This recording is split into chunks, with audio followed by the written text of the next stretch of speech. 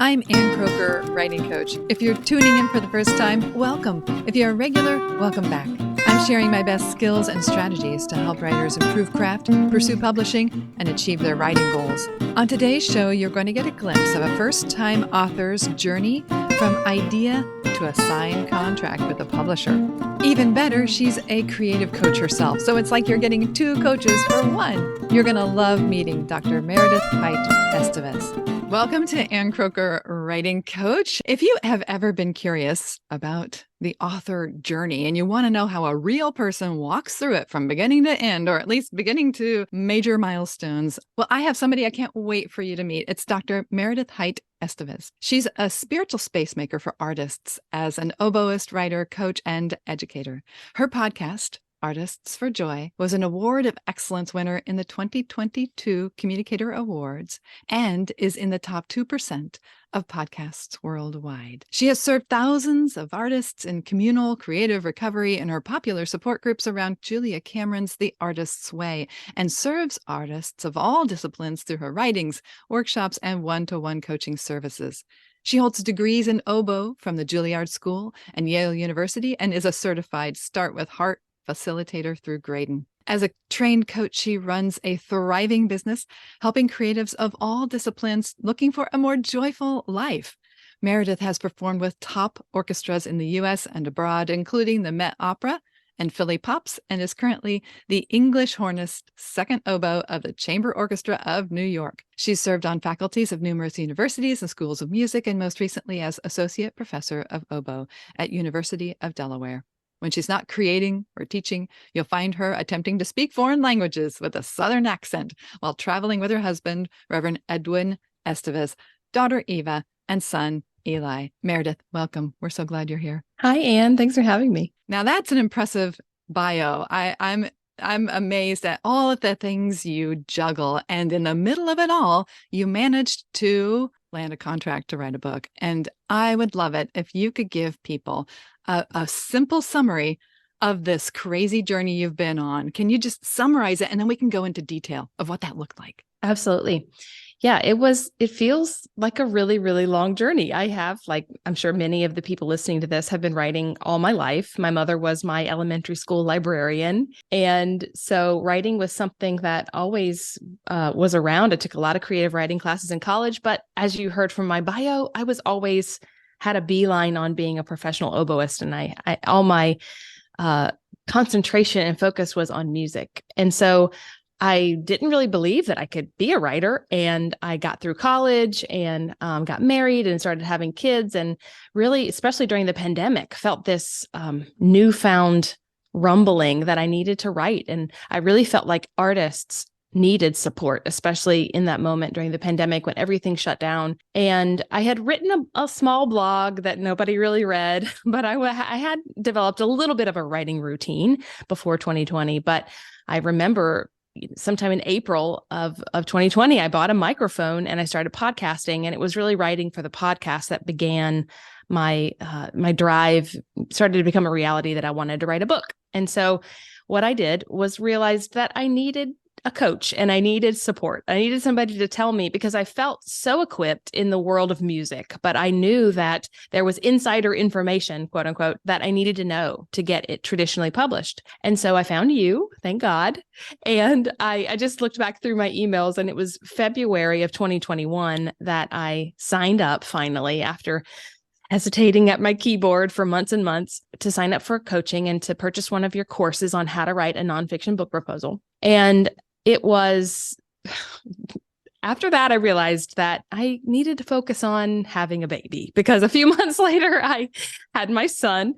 And that's when I was like, and I need to pause because I need to have a baby. So I had a baby, and all during my maternity leave, I was really thinking about the book, and the thoughts about what it would be about were just kind of sitting there while I was feeding him and up all night. So fast forward a couple more months after maternity leave, I jumped back on the coaching wagon. I went through your course, Your Compelling Book Proposal, which walked me through step by step exactly what to do. We worked on the proposal, and that spring I started pitching to literary agents And an amazing thing happened all during that time. I was continuing to produce my weekly podcast, and I had a listener reach out because I said I finally admitted to my podcast audience that I wanted to write a book. And a couple weeks later, one of my listeners wrote to me and said, "Hey, my husband works at one of the big 5 publishers. Would you like some guidance on your book proposal?" And I was like,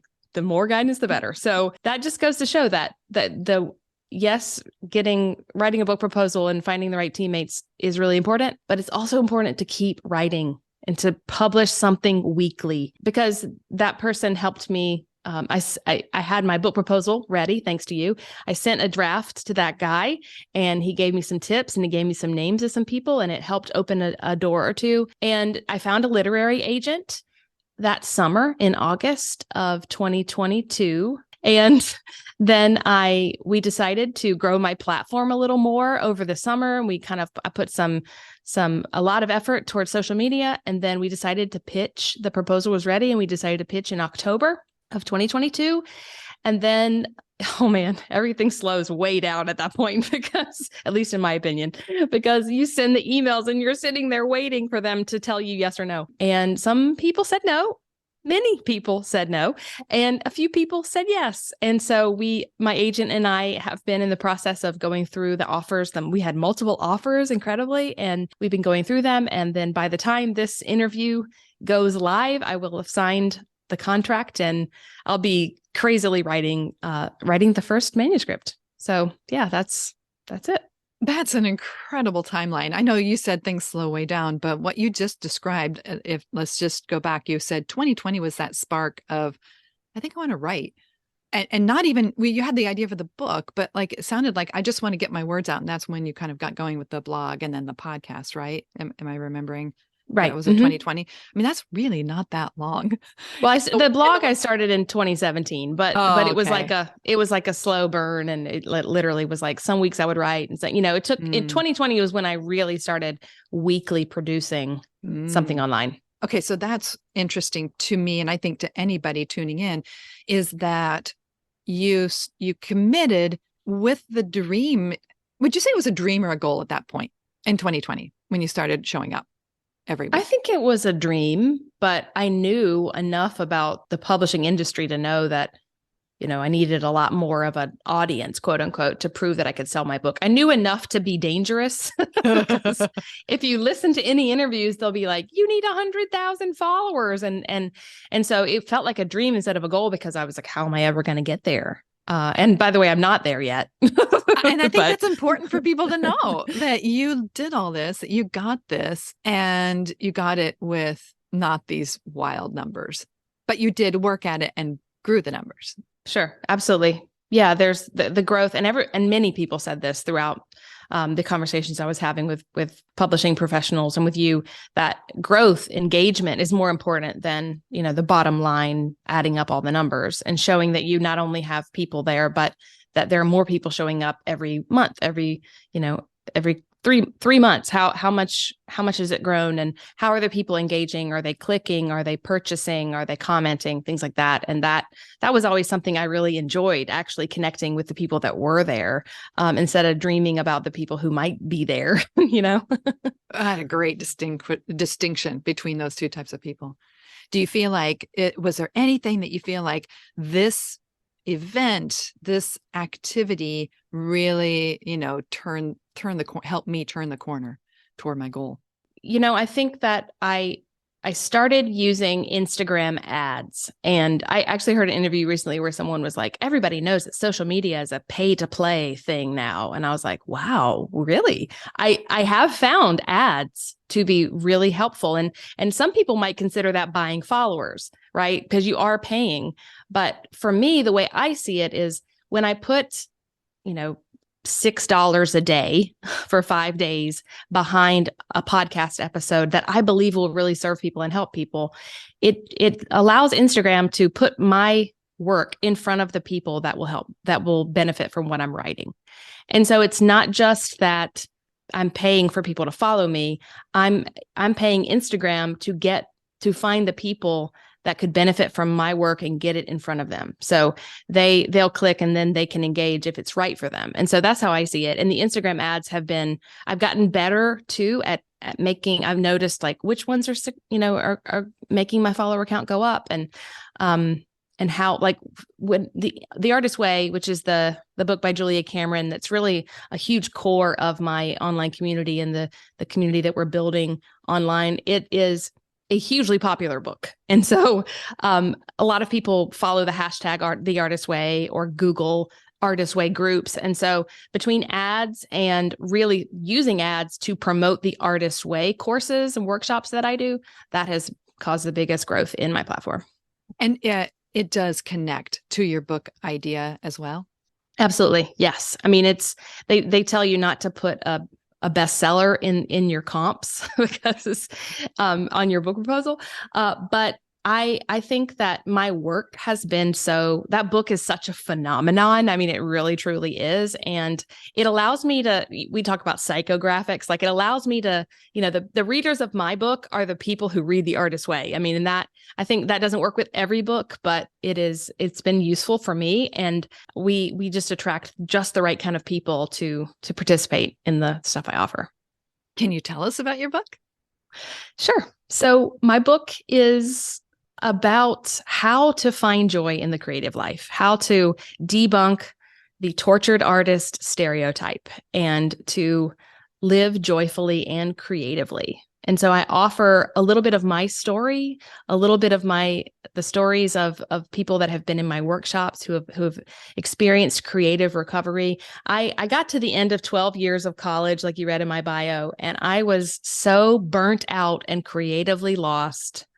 I had no idea how I was going to go and play music for the rest of my life when I didn't even enjoy it. And I was, quote unquote, at the top of my game, right? I had done everything right as a perfectionist, and that was just it. I had no skills for how to do truly the spiritual work to recover my creative impulse and to continue creating with joy. And so the book is the book I needed when I was standing there on the street with my Juilliard diploma in hand.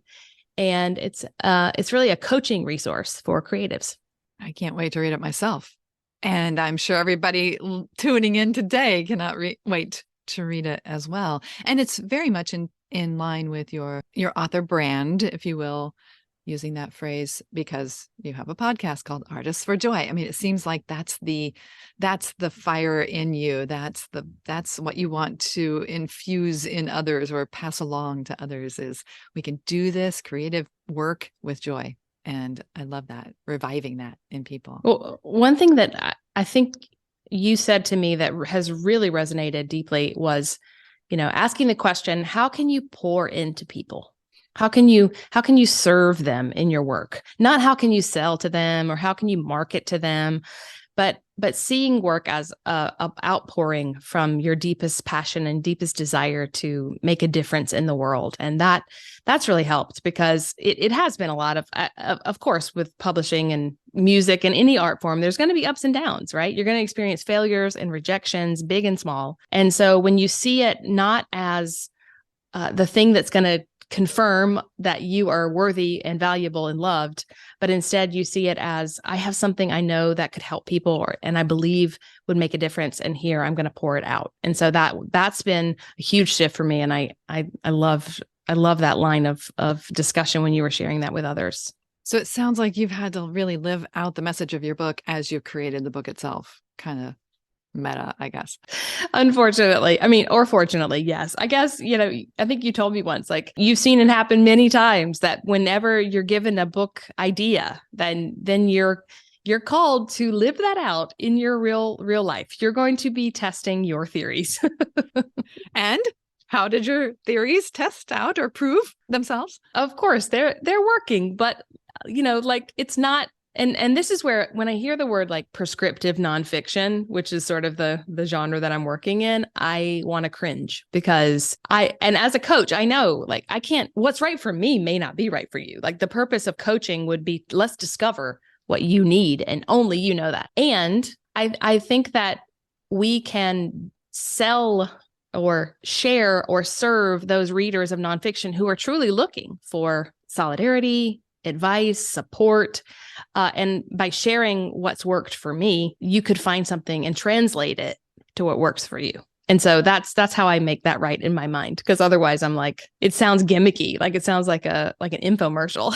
Well, I heard another coach say, yes, we call it prescriptive nonfiction in the publishing industry. So if somebody's hearing that for the first time, that's what we refer to as any kind of book that is helping people, even if it's not prescriptive, even if it's not do this and you'll have this outcome, even if it's not a 4-step plan or whatever, we still can't just call it that in the industry. But she renamed it just for purposes of helping people re-envision it a different way, transformative nonfiction. And I feel like that fits more what you're doing. And even though the publishing industry might not use that term, I love it internally for a person to just, that's what it is. Yeah, I'm taking them from here to here because that's the transformation I experienced. I went from here to here, or that's what I help others experience like you do as a coach.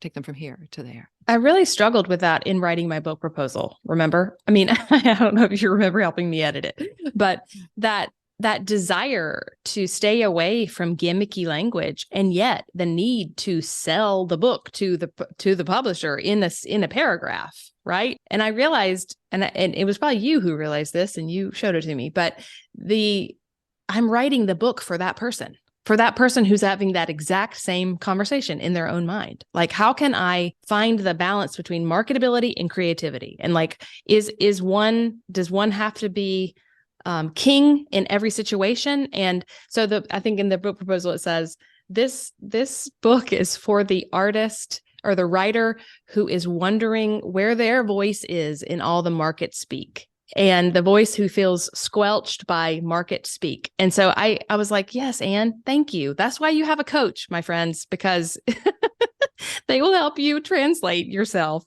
for the market. Well, we need language to talk about our ideas so that other people can talk about our ideas. And it starts with that, well, for every writer who's moving toward traditional publishing, but actually also, I would say, argue toward self-publishing as well. You need a way to talk about it. We need a way to articulate it in a way that kind of sticks. And people go, oh, yeah. And then, so for the traditional path, you need to be able to give that language to an agent so the agent can use that language to sell it, so to speak, well, literally, yes, to the acquisitions editor, and then the acquisitions, the AE, can then take that language and sell it to their team, and then onward to the pub board.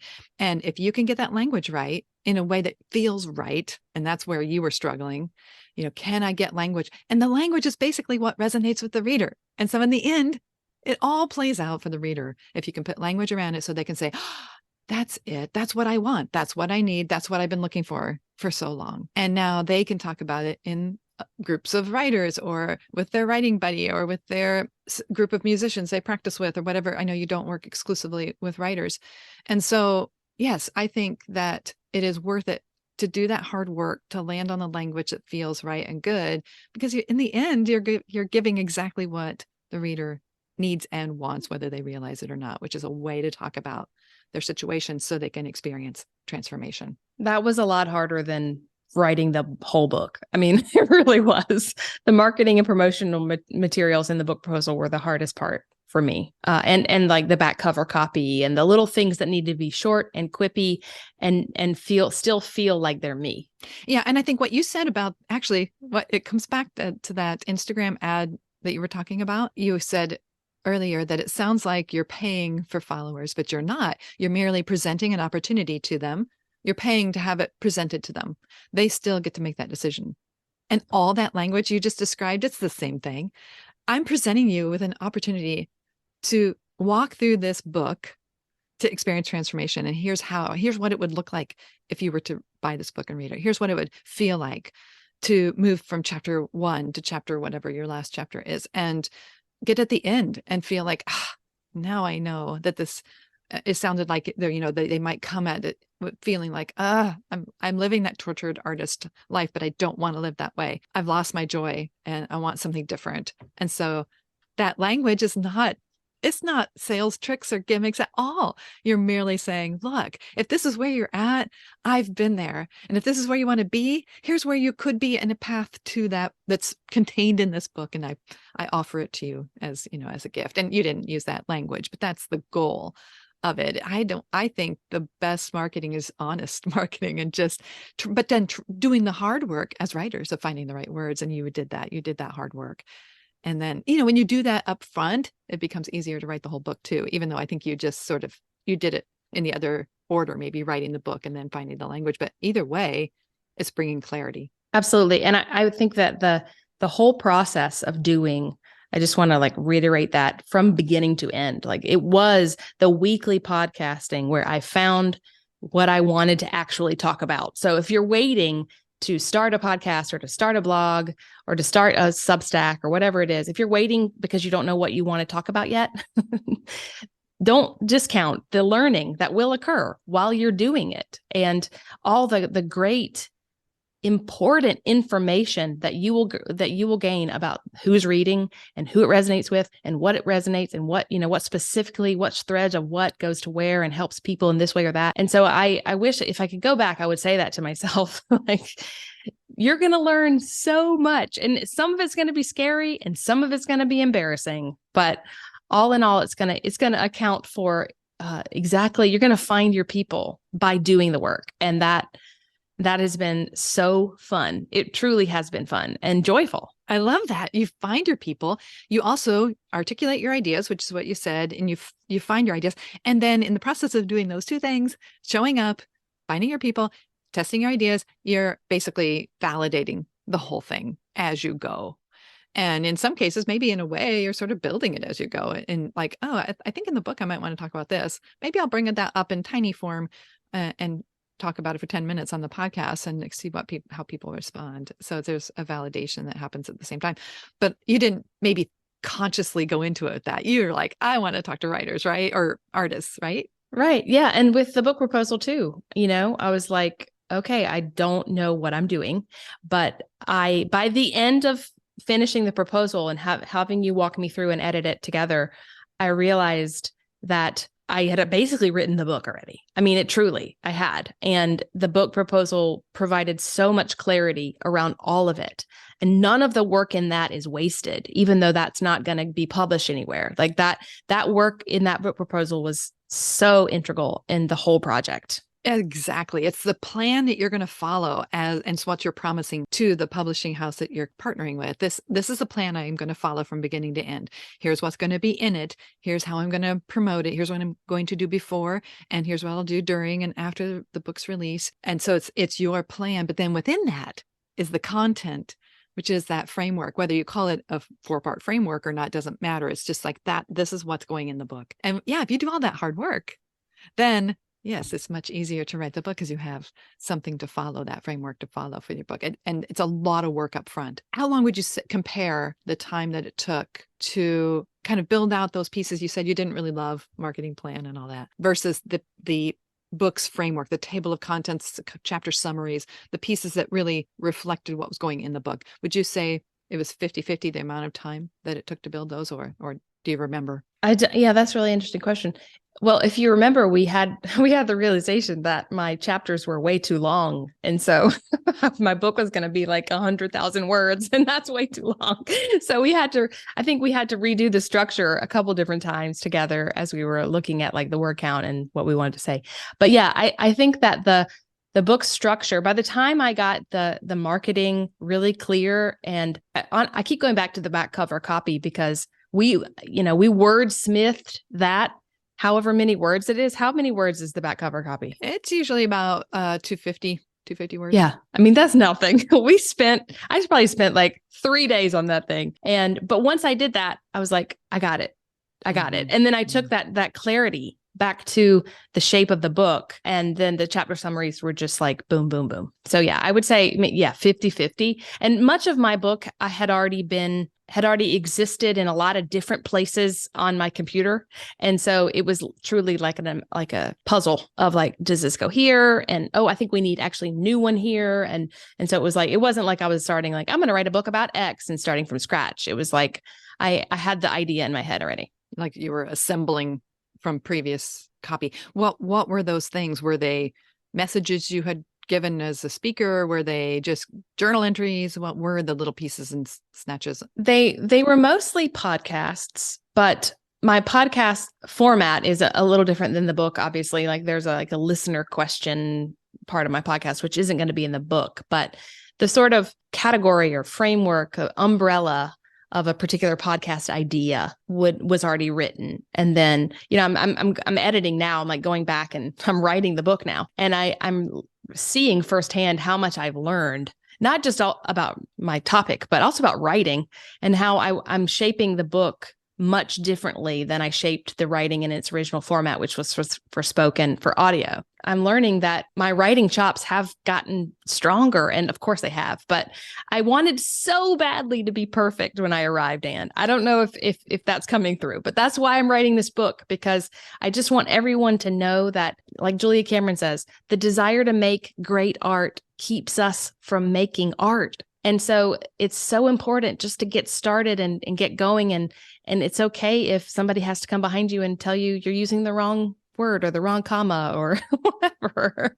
So yeah, I'm seeing now as I go back and edit those previous existing blog posts and podcasts into a book that is something totally different, even if the idea was there originally. Would it have been easier if you had started from scratch? You built your idea out, you built the framework in the chapters and the chapter summaries, and you kind of envisioned it and then just wrote from scratch. Would that have been easier than trying to assemble it? I find myself deleting quite a lot of and doing that paragraph by paragraph, but I don't know yet. I have a second book that is in the mix right now that we're working on pitching and talking with people about. And so the second book will truly be, the idea is there, but it'll truly be more from scratch. And so part 2 of this podcast will be me coming back and talking about whether or not that's easier. That's a great idea. I love that, because I think that is a curious thing. I think most people don't have like source material from their life other than maybe journals. And I feel like I'm thinking of another person I work with, and it is so tempting to get into those journals. And the next thing you know, you're, spending 3 hours looking at something from 1997 and you're not doing the writing. Is there really gold there? But maybe there is. And so I think that would be another interesting topic to see what's there. Yours are not journals. Yours were already written with an audience in mind, which already tightened it up. It wasn't just free form. It wasn't morning pages, to borrow from Julia Cameron. That's not where you're pulling from, right? No. We're not supposed to let anybody ever read those anyway, by the way. That's the rule. But yeah, there could be a nugget in there. There could be a nugget. Well, for sure. And this is where the chapter summaries really come in handy, right? Because I pull all this word vomit, sorry for the phrase, but I pull all this like highly unedited raw idea that had been published. I just talked out loud in my podcast without much editing. And then I go back and really look for what the chapter summary said we were going to do in this chapter, and then make that happen in a way that feels in a through line through the book, if that makes sense. Yes, it's corralling the idea, and that idea has to support the big idea of the book, the big premise, the big thesis of the book. And so each chapter has its own thing, and then those all feed into the main idea. So if you sprawled in your podcast beyond the scope of that chapter, that's what I'm hearing you say, then you would just trim that out. It gets to live still and help people in its other form, its original form. I have a quick question though. Do you not use a script of any kind then for your podcast? No, I read from, like, I write an essay and then I read it on the podcast. Okay. It sounded like you were just talking. Okay. Well, but I don't overly edit, and sometimes I go off script. And so, and you encouraged me once in our coaching session, like, are your podcast transcripts online? And I'm like, I can't publish what I have written that I'm saying. It's so messy. The words misspelled and like the little red squiggly lines are everywhere. I can't publish that. But eventually you convinced me to do that for SEO purposes. But yeah, it's a script, but it's loose. And like the more I do it, actually, the looser it becomes and the longer the episodes become. Which is kind of fun. We get to know you better and you're feeling more comfortable in your own voice. I love that. Do you have anything that's really surprised you about this journey and let's focus maybe just on the publishing journey, but you can include the writing journey because that's all part of it. That's part of the journey is you're writing and moving toward publishing. What's been the most surprising thing along the way?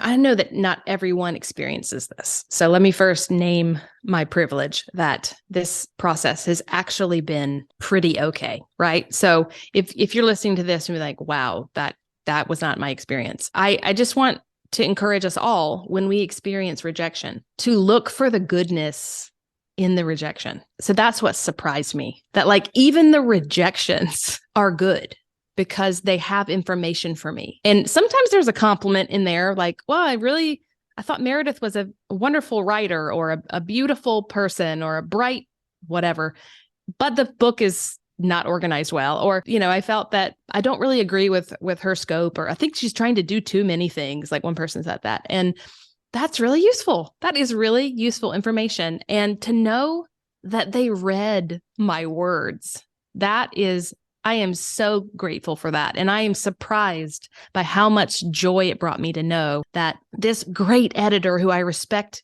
deeply, their team read my words. And even though they said no to my words, I am surprised at how much joy there is, even in the rejections. And I hope that it will always stay that way. I think as the stakes get higher and higher, it will probably be harder to say that. So remind me of this later, Ann. But that's that's surprised me, is that when people read my words, even if they give me a pass, they say pass on my book idea, it really truly, it gives me information, it gives me clarity, and it brings me joy. When you're just getting started, that is really hard to do. And the fact that as a first-time author, you were able to go ahead and lean into that, feel the sting of they don't want me, but you're in the game. And you were doing the work of taking the risk. You put yourself out there, because you never get a rejection if you don't share anything. But you were sharing it and getting that incredible input. Thank you for sharing that. I think it will be very, very important for people to hear, to say that take what you can. That would be the gift that can help you change it, improve it, or grow as a person. Why? And you may never know the answer to this, but why do you think they chose your project, and consequently you, as opposed to any other people writing about creativity? I'm like instantly thinking about all the people who didn't choose me and all the reasons they gave me why. Yeah, I think that my writing is really vulnerable.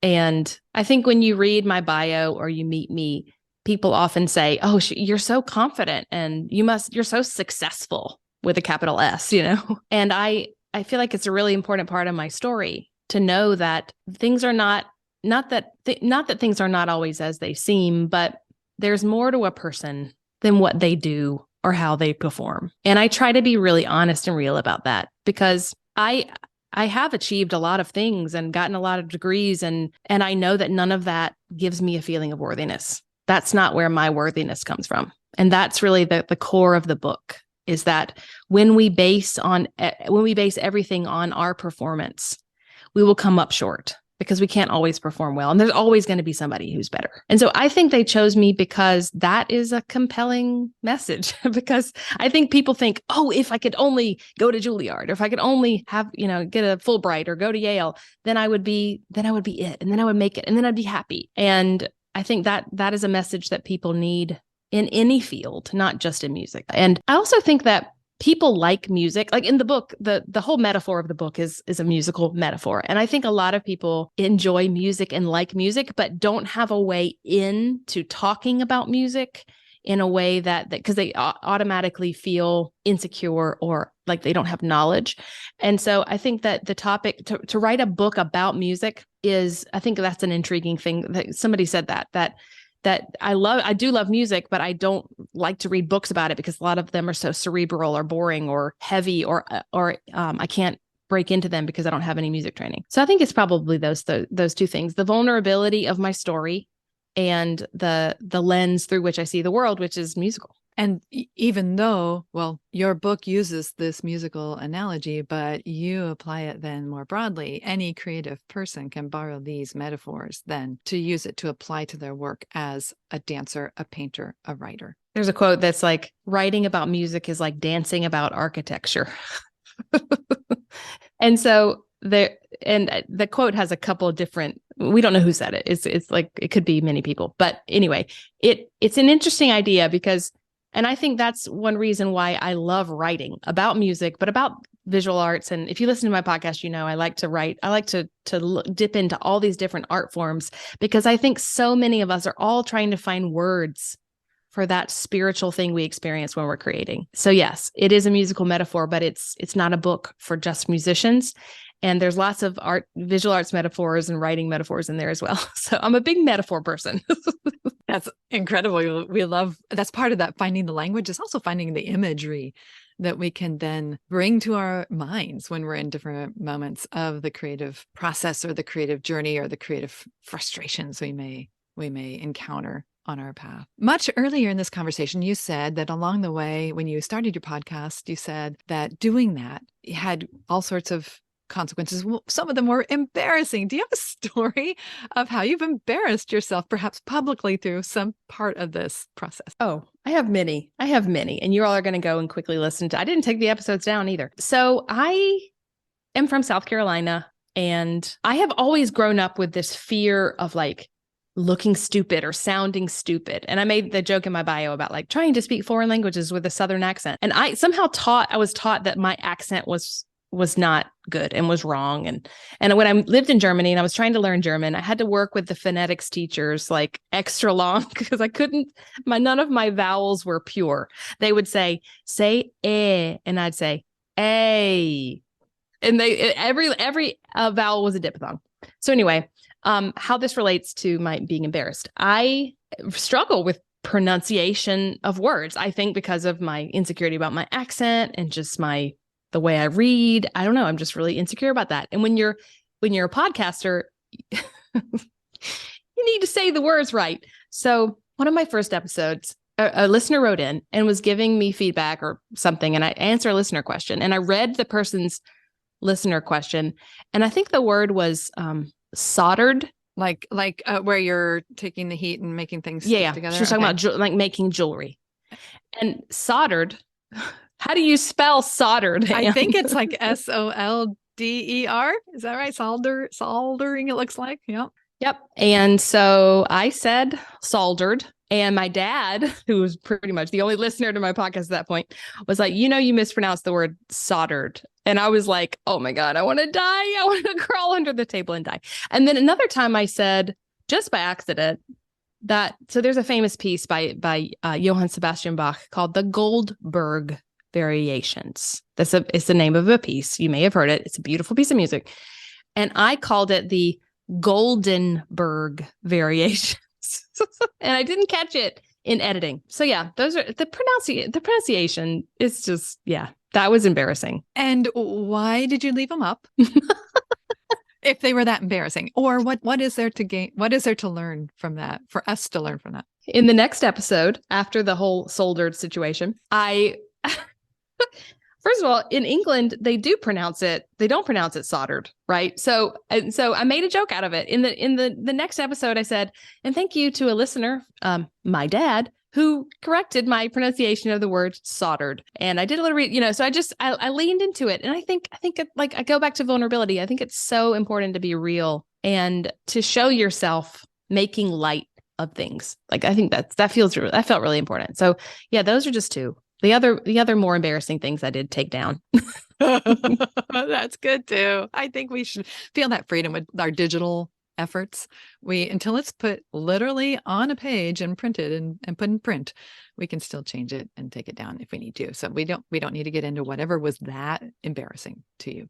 But I do also feel like this vulnerability seems like a straying from your personality that worked so hard to be the best top and everything at Juilliard. Does that sound like I'm seeing you change? Is that an indication of your change? Absolutely. Yeah. And I think that is a huge part of the book, is seeing that shadow sister of perfectionism is shame. And so I have worked really hard in my own personal work to resist shame and to be an unshameable person, meaning that I don't equate how I perform or how I act or what people think of me with my own worthiness. And you can still work hard and achieve, great things and publish books and get followers. You can do all that without equating it with your value and without it affecting how you wake up and feel about yourself every day. And so that has been the crux of the work I've been doing since I started writing and since I started working with other artists. And it is really, it's very freeing. It frees me from the weight of my whole life. So yeah, that's why I want to write the book, because I want to help people. It sounds like a life practice, but is there any advice for how somebody might do that to separate the achievement from the worth, so that whether they achieve or not, because looking at you, I mean, honestly, Merideth, you're achieving everything, you're getting everything. And you did get some rejections along the way, but in my timeline of watching others land contracts, I mean, yours has been an incredibly accelerated path, even though you may not feel that way. And so you got it. You got everything. You got the agent, you got the contract, you got, you're writing the book. Next thing you know, you're going to be on bestseller lists. That's what we do hope for that too. But how did you manage to do that? And then how can somebody who's not achieving end up in the same safe place or healthy place that you're describing? Any ideas or advice on how to at least get started on that process? Well, in a quick soundbite, let me solve all your problems. No, but I joke about that, but it is really truly, it's a lifelong pursuit, right? I'm still working on that, because to you, it looks like, oh my gosh, you're so successful. But see, that in and of itself is not, it almost doesn't matter the way I seem to other people, because in my old self, my mind was a toxic work environment. And so no matter what I achieved, it was never enough and it was never perfect. And I could always find things that were wrong about it. So yeah, I think the first step to not equating your value with your performance is to first realize that the instrument is you, meaning you can put your thumb on yourself all the time to make yourself work harder. But if you're not taking really good care of yourself in terms of your health, your psychiatric health, your mental health, your physical health, like, are you sleeping? Are you eating? Are you fueling your body with food, and really treating, like Julia Cameron says, treat yourself like a precious object and it'll make you strong. And so the first step is to look at your creative impulse and your desire to make things that you care about as separate from you. And the instrument, the act of making something, it all relies on your own health.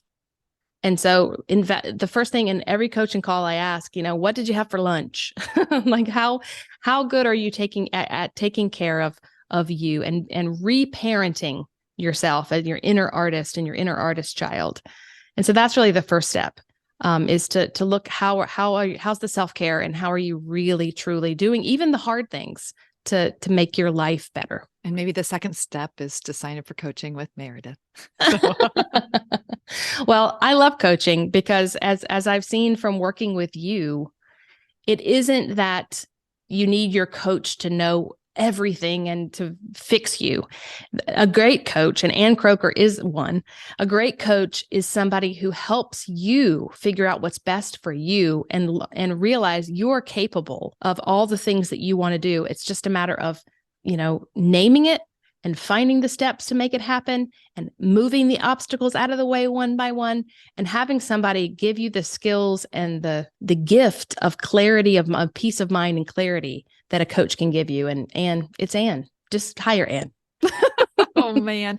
Well, I think there is a principle here. We're sort of mutual admiration society here, me bragging on you, you bragging on me. But in the end, I think it is. And this goes all the way back to the beginning when you realized you needed help to do this, to move toward this goal. I want to try to get a book published. I don't know what I'm doing. And so I need to get somebody in there. And so I think what you're saying here is, yeah. And also the inner work that you're struggling with, if the thing that's holding you back, I mean, it may be present in 90% of artists, who struggle with different degrees of questioning themselves, doubting themselves, etc., the toxic work environment of our inner self. When we're there, then go get the help you need. And so I think there's a principle there I'm sensing is like, don't wait to get the help you need when you're knee deep in the mess of trying to do your own book proposal with a little template you found online. Go get the help you need so you have the thing you need to move forward faster, because your timeline, you really accelerated your timeline. Or if you're trying to create art, go get the instruction, the teacher you need so that you stop making all the errors over and over again, but you learn the technique you need and you can move forward faster. But alongside that, you do it in a way that's not self-destructive and, oh, but I have to do it perfectly. Am I summarizing it? Yeah. Yeah. And like, that brings up a really good point. Sometimes finding the right help means breaking up with your help. Like, there's so many people I coach who have had toxic teachers, toxic mentors, toxic parents. And sometimes you feel you carry the weight of all that baggage that they have, the negative inner voices that they have, programmed in your brain. And sometimes finding the right help means taking care of yourself so much that this is not the right help for me. And so I need to leave this school or I need to leave this relationship. And so, yeah, that has been a huge part of it, finding help and finding the right help. Is there anything about your publishing journey that has changed the way you coach people? Yeah. I mean, you told me that it was going to take a long time. And not just, from hearing back from people via email, but like from when you sign the contract to when the book comes out. And there's this long period. I remember you explaining it to me that there's like a year that will go by where you don't hear much at all, right? More or less. And so I think it's helped me with coaching in that it's given me a new perspective on time and having to encourage people and get better at this practice myself to sustain interest and motivation and hope over really long periods of time, and to do that in a way that feels healthy. And again, doesn't begin to start being like, well, I still haven't heard back. And so I can't eat today, or I'm really stressed. And so how do you sustain engagement and hope in the creative process without it eating you alive? I mean, that process, going through that, where I had to wait 3 weeks before somebody responded to an email, it's made me a better coach because it's encouraged me to help people see time differently and maintain their creative hope. And creative practices and healthy practices, I'm hearing infused or mingled in there, where like eat your lunch and go get a counselor or somebody who can help you on your emotional struggles through your emotional struggles and so on. And so it seems like there's like all these layers that every creative person needs to be attentive to. Yeah, you're a person and we're complex, right? You're not just the writer, and writing can feel like therapy, right? It can be therapeutic, I guess is the right word. And it can also be a place to ruminate and sort of spin around spiral down, right? And so the idea of using writing and creative practice as a way to process, but not a way to stay stuck in your tortured artist mindset. Wow, that's a good word. I suppose we need to wind things down at this point. So what would be some of your last little bits of advice or encouragement to anybody who is hearing all of this, maybe wondering where to start or how to keep going? You've said so much. I don't want you to have to repeat yourself, but how would you like to leave your interview here? I think that, well, 2 things. Let me start with the first one is set a deadline. And I don't mean necessarily like, I need to have a book published by, the time I'm 40, which was my goal, by the way. But there's so many things you can't control about that. And so that's in a goal, like setting a goal in that way, that's not a super helpful goal, but a deadline. So set a deadline for yourself every week to share or write or do something creatively. You need a deadline. You need a structure. And I know I've done a lot of talk against discipline because I tend to be a very disciplined person, and discipline has kind of factored into my perfectionism and my shame. But the disciplined act, and maybe a better word is devotion, a devotional act towards exercising your creative impulse every week. And whether or not you publish that online or make a podcast or share it with somebody, it doesn't even really matter. But having that deadline that occurs will create a container for you to grow. And that weekly process of doing that over and over and over and over, that is how things are achieved, is by charging the battery bit by bit by bit. So that's the first thing. The second thing would be, and this is in the book, so you can read more there, but the idea of naming what matters to you in the form of an oath or a creed. And so if you have beliefs about the creator of the universe or the creative power within you, if you have beliefs about that, if you know where your worthiness comes from, if you have a quote or two of some great artists that really resonate deeply, write it all down, make it into an oath and a creed that you can return to when you feel lost.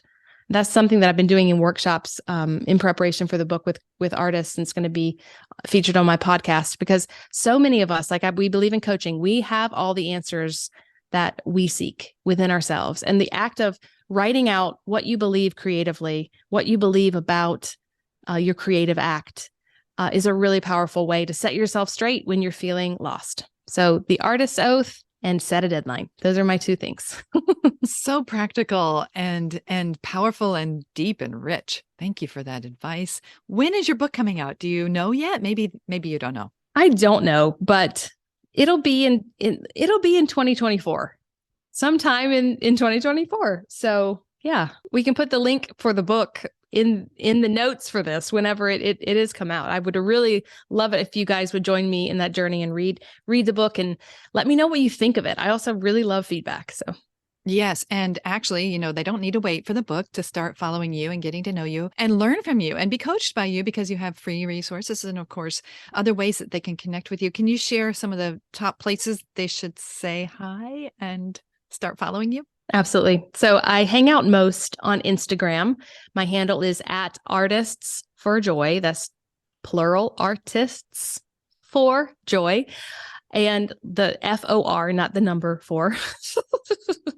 Artistsforjoy.org is our website. And that is artistsforjoy.org/pod is where the podcast lives on our website, but it's also streamable on all the places online. And so, yeah, I share in stories a lot on Instagram. I love to encourage people there, and the podcast comes out every Friday. Yeah, I also have a free download, 3 ways to love your inner artist. And you can find that on my website, artistsforjoy.org. Go find Merideth, everyone. Be changed, be encouraged, and eat your lunch, right? We are so glad that you were able to be here and to just pour yourself out to people who are tuning in and seeking to be transformed by creative work and while they're doing creative work. And you're the person for the job. Thanks so much for being here. Thanks for having me. I'm so glad you got to meet Merideth. We're hoping this interview helps you find vision for your publishing journey and joy for your creative journey. I'm Ann Kroeker, cheering you on as a writing coach in your ear everywhere we may meet. At my website, on this show, or even in person, I'm always looking for ideas to share with you that will help you achieve your writing goals and have fun by being more curious, creative, and productive. Thanks for being here.